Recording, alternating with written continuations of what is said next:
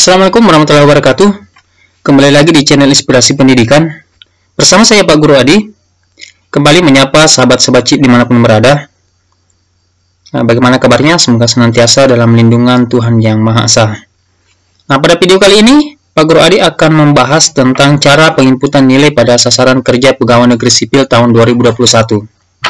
Ya, ada sesuatu yang unik pada tahun 2021 khusus untuk penyusunan SKP karena untuk pertama kalinya, ada dua PP yang digunakan untuk penginputan penilaian SKP.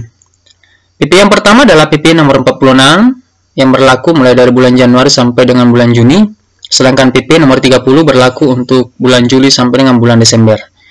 Nah, bagaimana cara penginputannya? Langsung saja ikuti tutorial dari Pak Guru Adi berikut ini. Tapi sebelumnya jangan lupa untuk like, komen, dan subscribe bagi yang belum, dan aktifkan terus lonceng notifikasinya agar tidak ketinggalan dari channel Inspirasi Pendidikan. Nah, langsung saja kita buka aplikasi yang Pak Guru Adi sudah siapkan. Nah, untuk formulir SKP sasaran kerja pegawai negeri sipil, seperti tahun-tahun sebelumnya, bahwa di sini ada dua kolom, ada untuk pejabat penilai dan yang kedua adalah pegawai negeri sipil yang dinilai. Nah, kali ini Pak Guru Adi akan contohkan bagaimana cara penginputan nilai untuk kepala sekolah. Kepala sekolah untuk golongan 4B.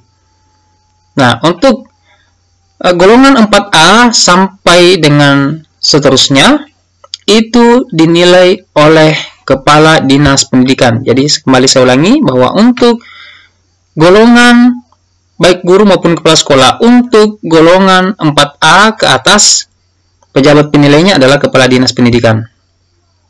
Nah, silakan isi data diri dari Kepala Dinas Pendidikan yang ada di tempat sahabat-sahabat CIP semuanya. Kemudian, begitu pula dengan nama kepala sekolah. Ya, selanjutnya, kita pindah kepada kolom yang selanjutnya adalah kegiatan dan tugas jabatan kepala sekolah. Nah, di sini ada beberapa uraian dari tugas jabatan. Yang pertama adalah melaksanakan proses pembelajaran, dan mengapa kepala sekolah masih memiliki tugas yaitu melaksanakan proses pembelajaran karena PP yang lama belum dicabut. Nah, itu alasannya.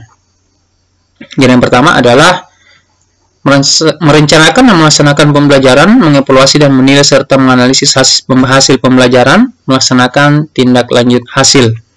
Angka kreditnya adalah 7,44. Nah, ini berdasarkan hasil perkalian dari nilai PK guru dikali dengan 25%.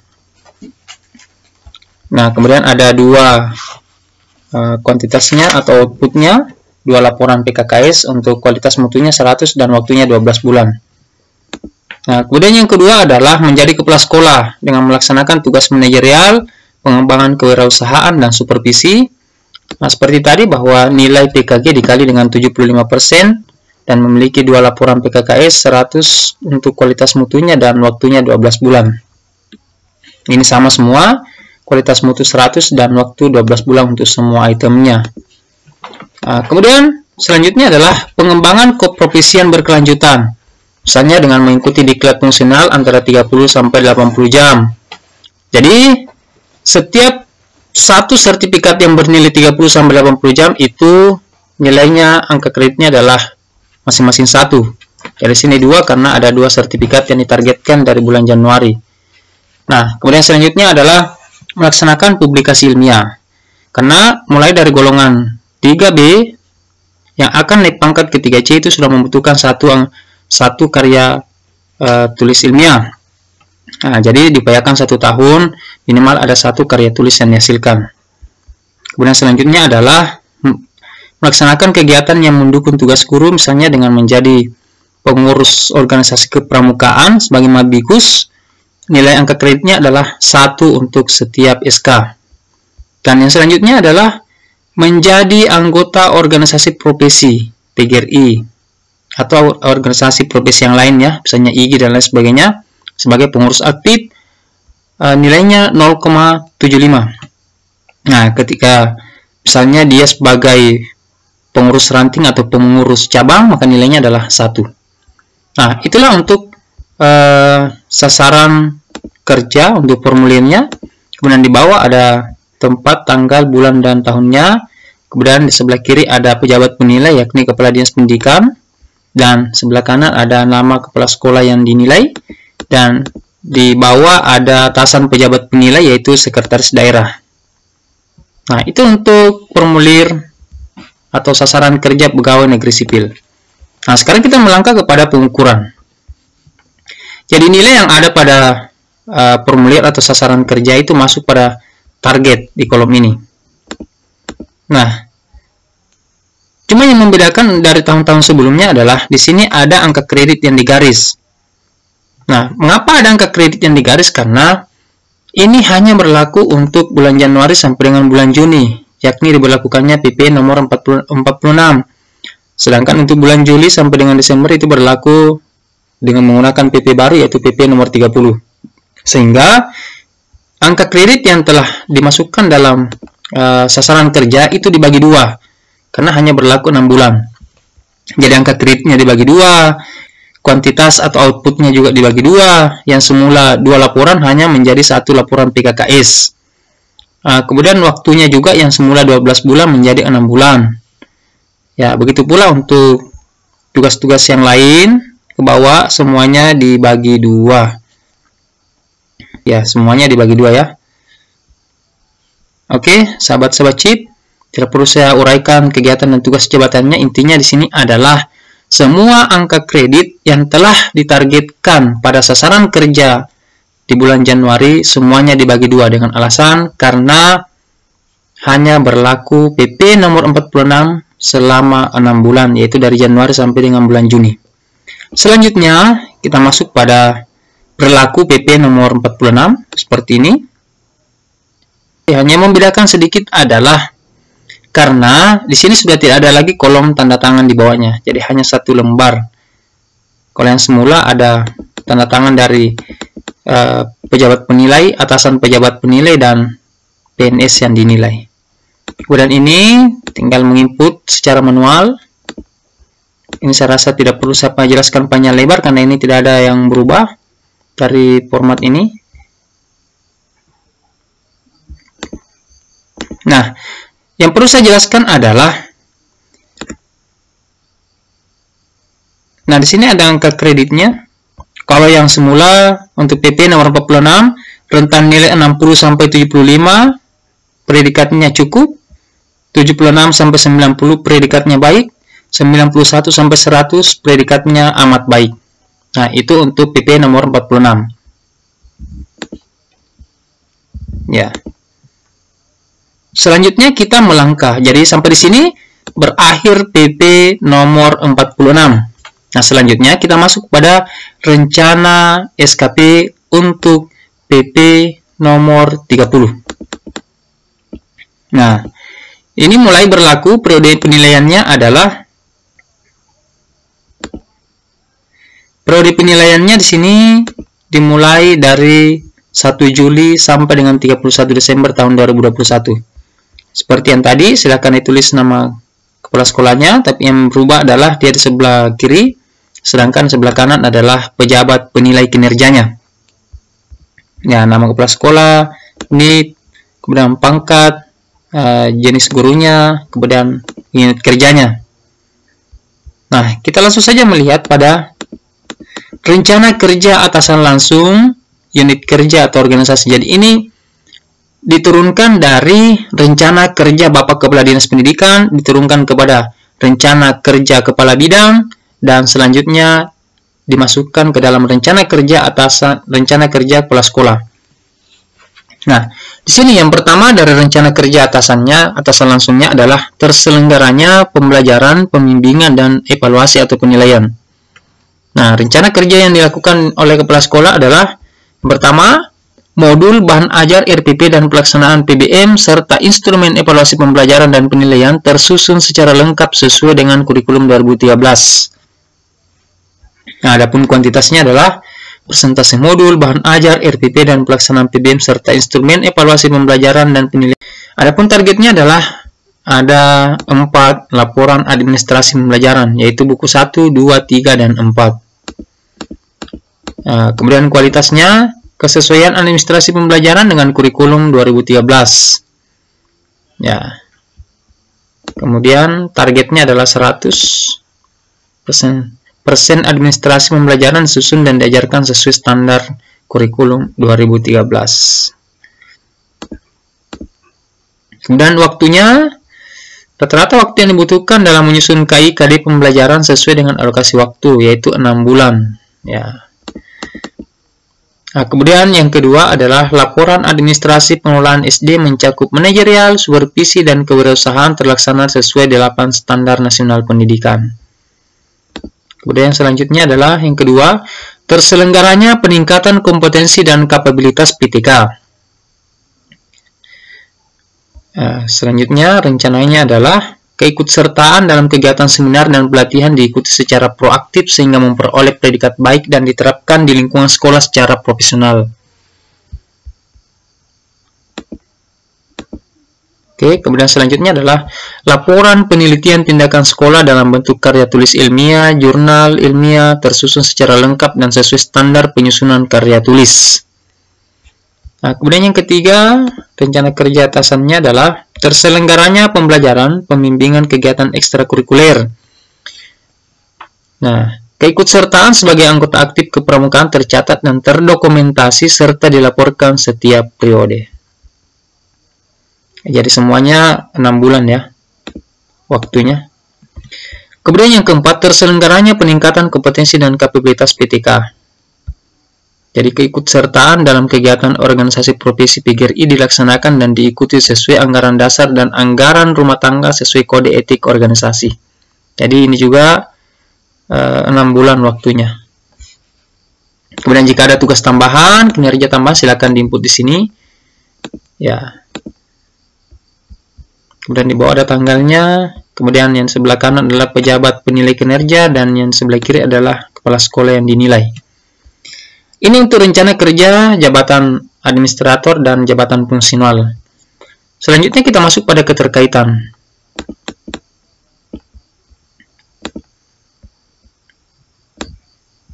Jadi keterkaitan SKP dengan angka kredit jabatan fungsional.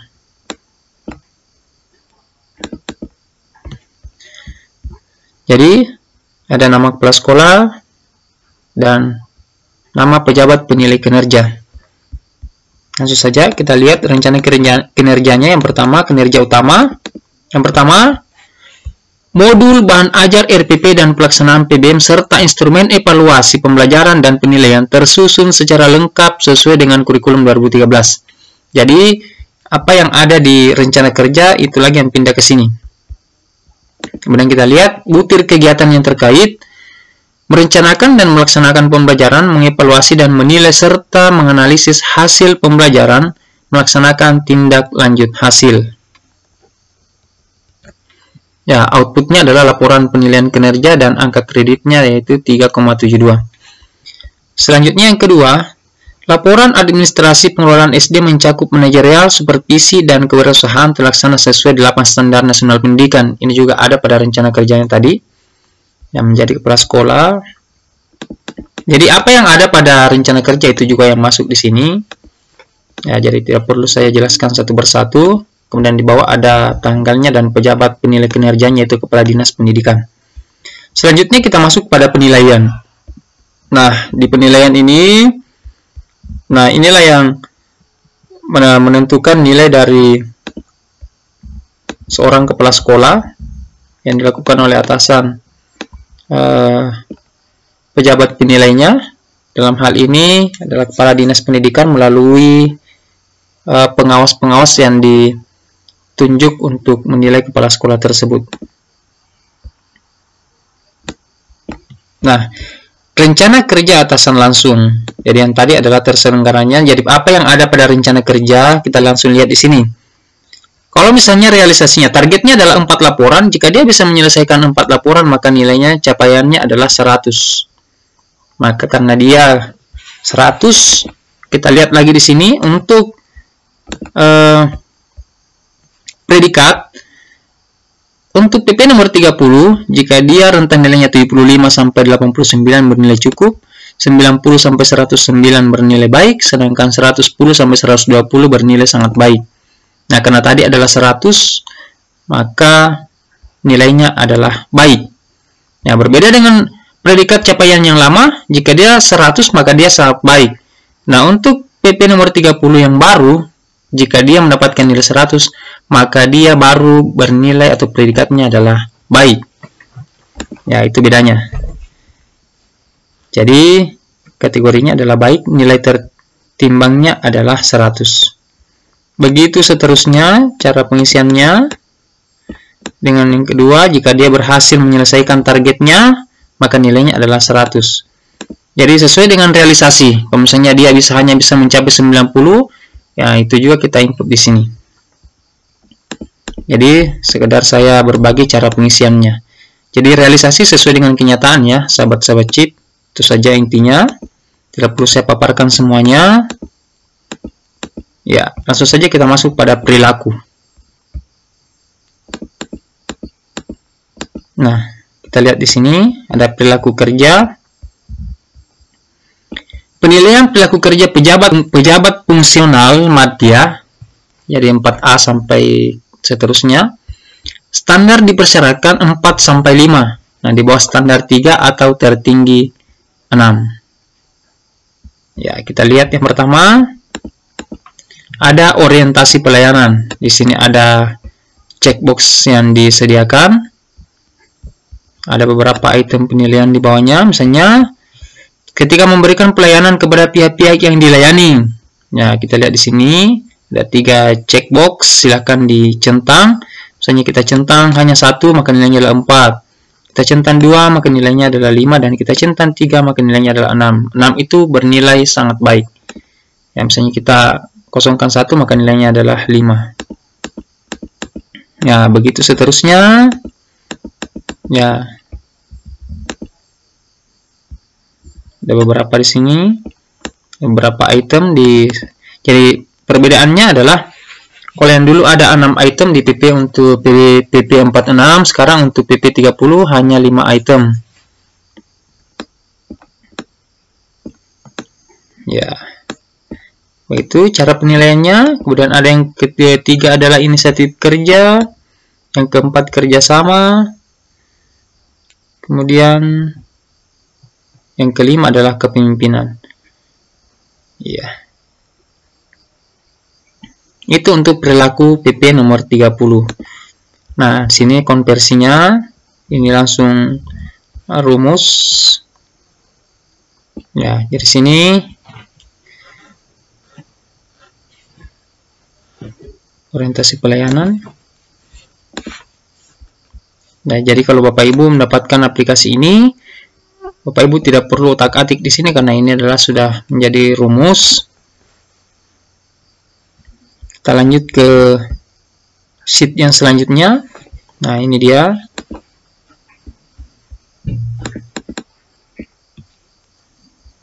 Ya, di sini ada 5.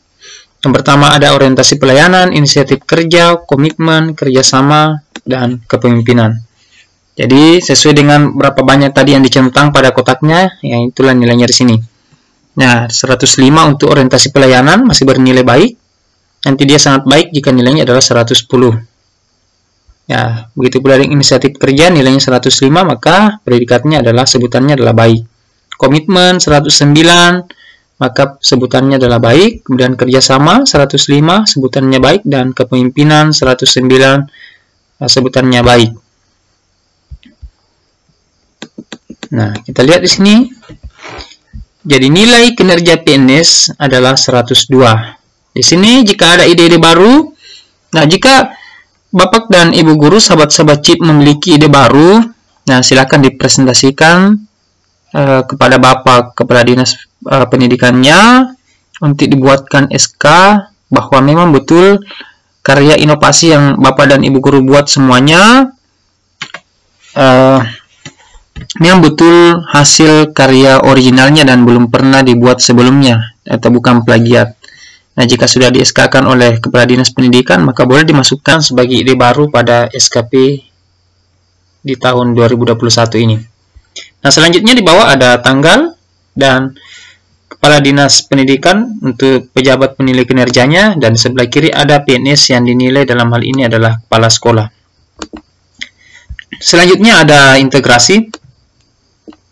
Untuk integrasi, periode Januari sampai Juni ada nilainya adalah 106.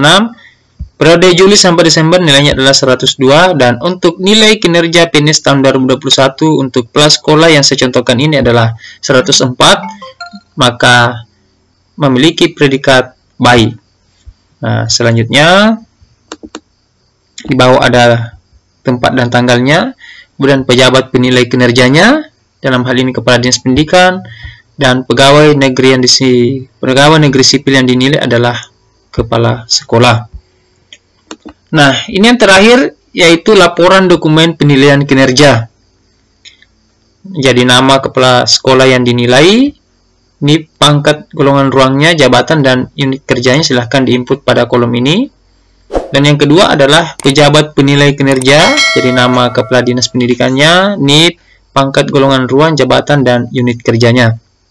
Dan yang ketiga adalah atasan pejabat penilai kinerjanya, itu nama, NIP, pangkat, golongan ruangnya, jabatan, dan unit kerjanya. Jadi untuk atasan pejabat penilainya dalam hal ini adalah Bapak Sekretaris Daerah atau Ibu. Kemudian penilaian kinerja. Jadi ada nilai SKP-nya adalah 125, nilai perilaku kerja adalah 83, nilai SKP tambah perilaku kerja adalah 208, ide barunya tidak ada. Kemudian nilai kinerja pegawainya adalah 104 dan predikat kinerja pegawainya adalah kategori baik. Jadi total angka kredit yang diperoleh bagi pejabat fungsional adalah 37,50.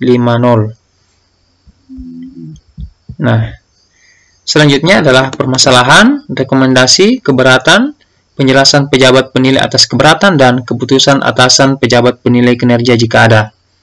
Dan yang terakhir adalah tanda tangan dari pejabat penilai kinerja, dalam hal ini adalah kepala dinas pendidikan, kemudian pegawai yang dinilai, dalam hal ini adalah kepala sekolah, dan atasan pejabat penilai kinerja, dalam hal ini sekretaris daerah.